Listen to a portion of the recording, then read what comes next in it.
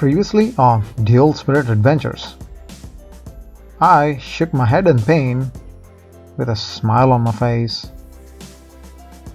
I stood on both the hemispheres of the earth.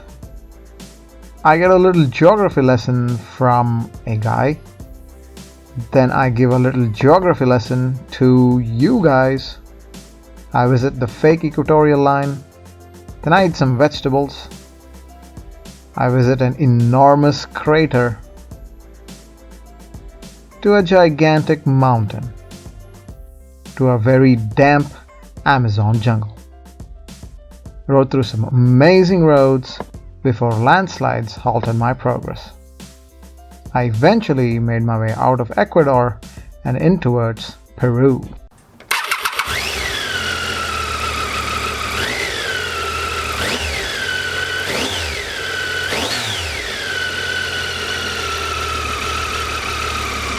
It was sad to leave Ecuador.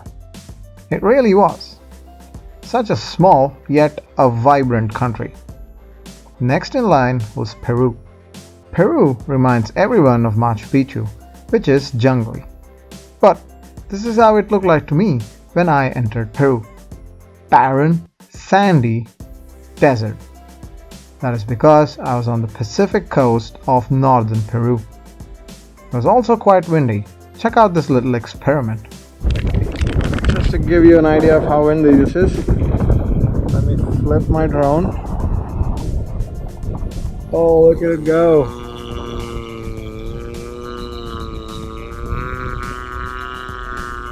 That must be generating electricity. Are you ready? Now, stop. Anyway, apart from Peru being windy, it was also, for a lack of a better term, third worldly.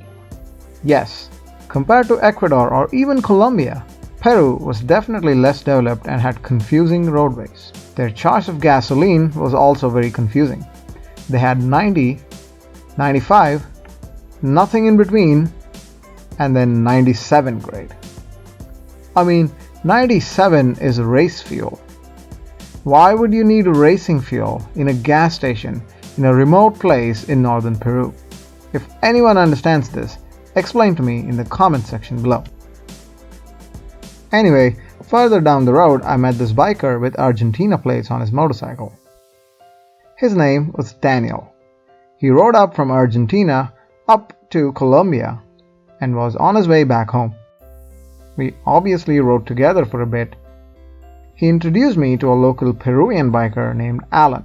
I apologize for my lack of footage again, but Alan let us stay at his place and bought us both food. Such nice people.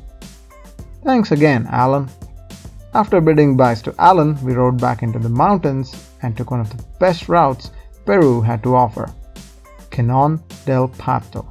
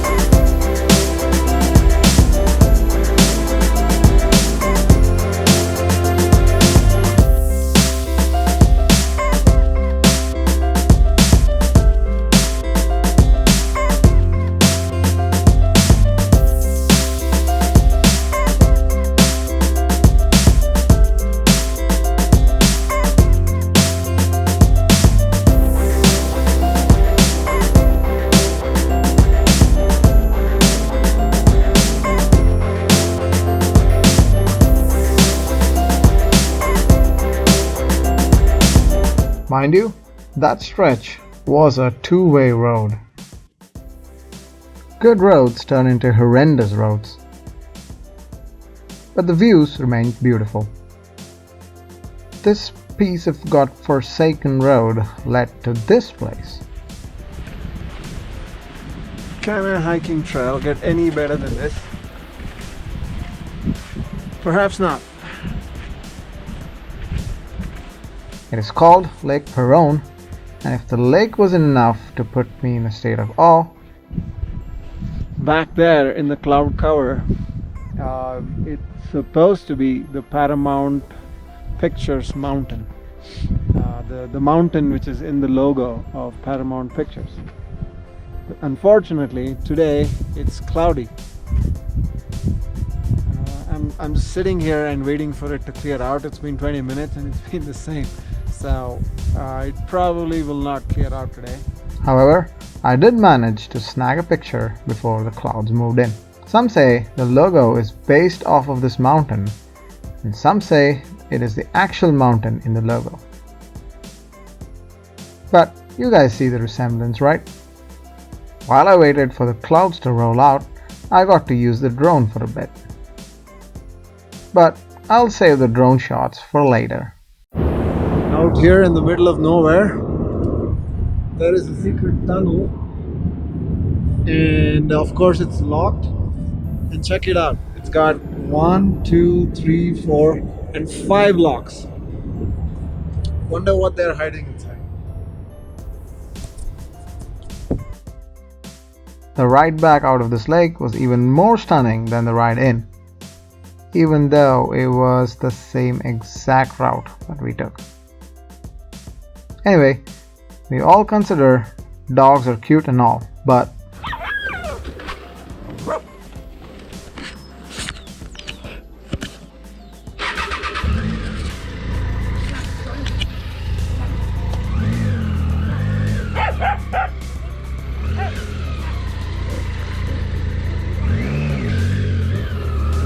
every damn dog in South America ever.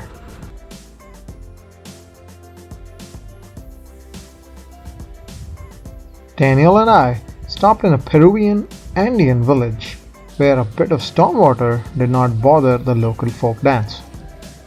They might have had to adjust their steps a bit.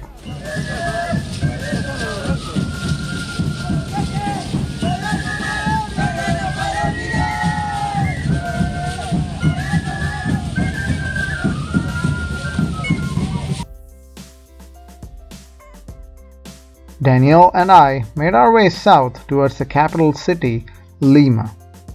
The Pan Am road in itself was pretty boring, just through the desert. But the views were pretty dramatic, with some cute roadside attractions.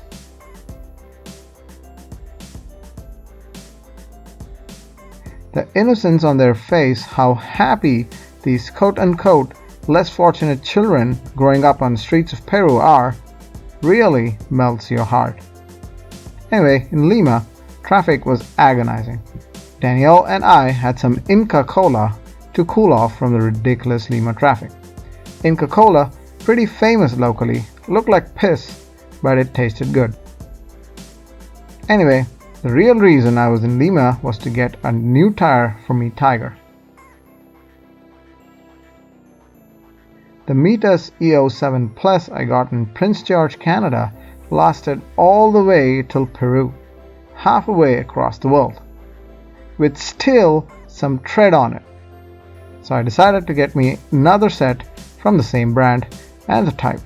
So I did not have to worry about changing tires till the end of the trip. Like every other big city, Lima had parking problems. But that is no trouble on a motorcycle because they would let you park inside the hotel.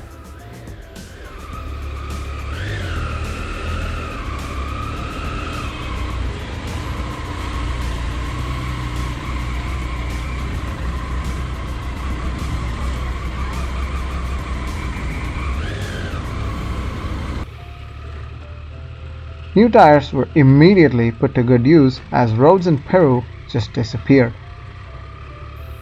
I guess the government of Peru doesn't really care about their people living in the Andean villages.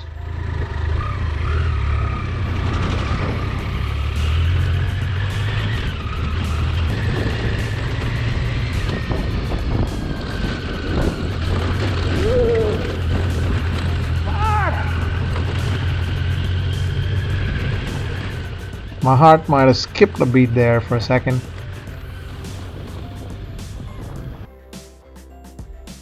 Anyway, after I found my way to the correct route, we rode down to Huacachina, the desert oasis of Peru.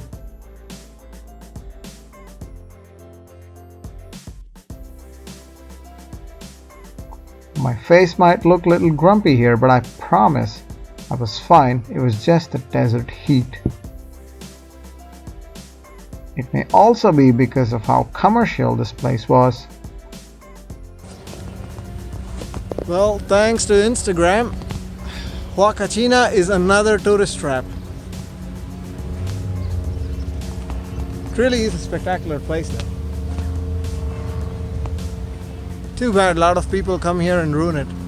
Commercial or not, this is what Peru looks like from up above.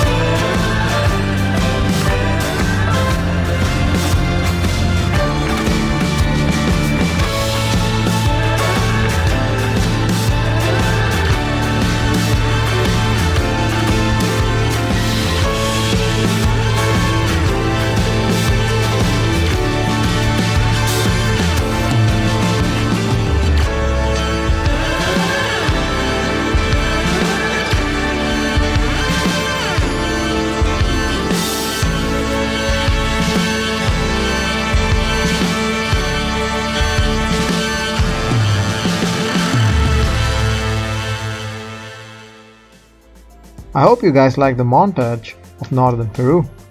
Mind you, I have only covered half of Peru so far, which is already so beautiful, and people kept saying that the good bits of Peru was more towards the south.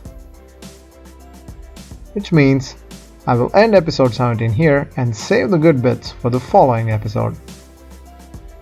Thanks again for sticking around with Dual Spirit Adventures. Until next time and next episode, cheers.